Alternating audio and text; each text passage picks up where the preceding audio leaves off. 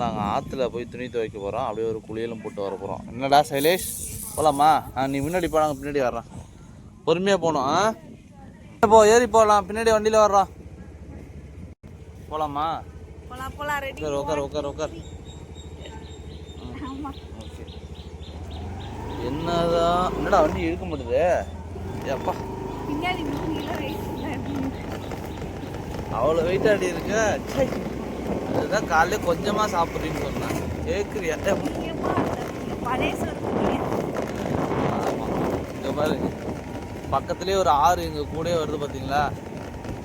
இது சின்ன ஆறு தான். இங்கே பாருங்க, டண்டா முன்னாடி தம்பி போயிட்டு இருக்காரு. அவரை நாங்கள் இன்னைக்கு ஓவர்டேக் பண்ணி போகிறோம்.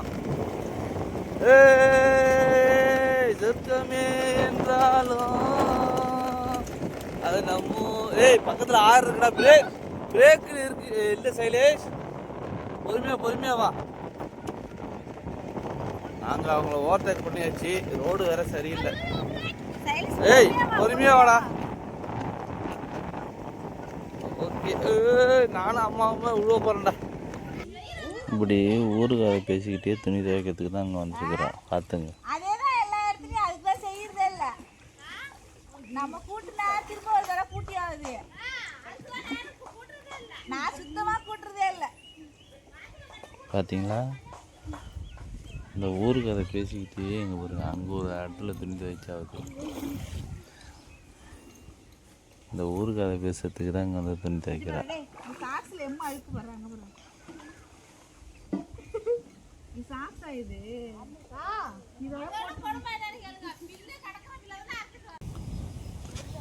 இந்த லேடிஸுங்களுக்கெல்லாம் பாருங்க, ஏதாவது கூட்டு சேர்ந்து ஏதாவது ஒரு குடும்ப கதையை பேசிக்கிட்டே தான் இப்போ இருக்கணும் இருக்கு. கொஞ்ச நேரம் எங்கேயாவது வாய் ஓய்தான்னு பாருங்களா, ஏதாவது பேசிப்பாங்க பாருங்க. நல்லா காது கொடுத்து கேளுங்க.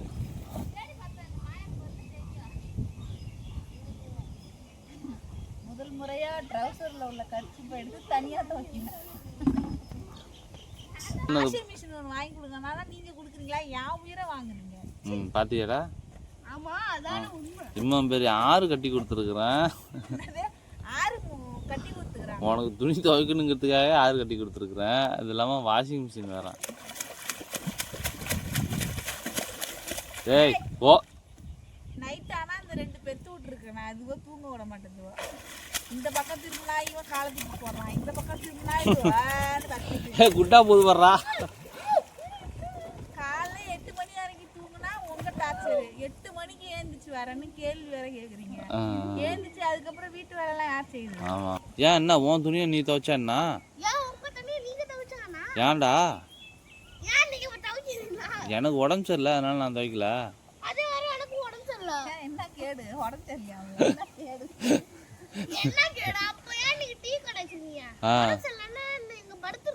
ஆமா, சோறு எப்படி திங்கிறது? சோறு எப்படா? யார் நீயா பேசுற? உங்க அம்மா பேச சொல்லுதாடா?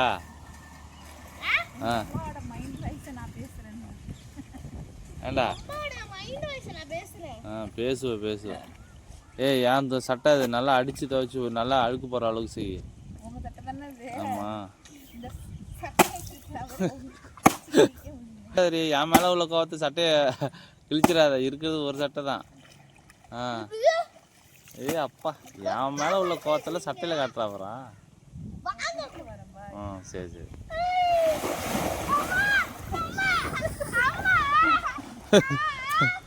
போட்டுட்டா விட்றால.